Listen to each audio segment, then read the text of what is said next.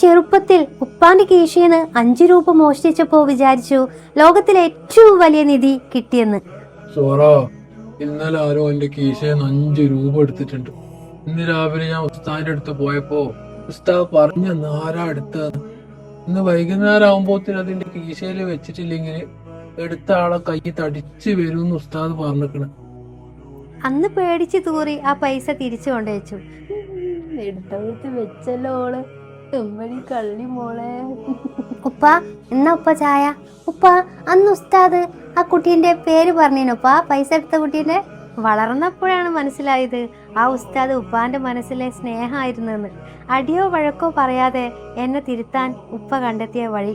നമ്മുടെ എല്ലാ ഉപ്പമാർക്കും അല്ലാഹു തആല, ജീവിച്ചിരിക്കുന്ന വാപ്പമാർക്ക് ആരോഗ്യവും ആഫിയത്തിനും അല്ലാഹു തആല നൽകുമാറാകട്ടെ. മരണപ്പെട്ടുപോയ നമ്മുടെ ഉപ്പമാരെ ഖബർ അല്ലാഹു സ്വർഗ പൂങ്കാവനമാക്കി മാറ്റുമാറാകട്ടെ. ആമീൻ എന്ന് കമന്റ് ചെയ്യാൻ മറക്കരുത്.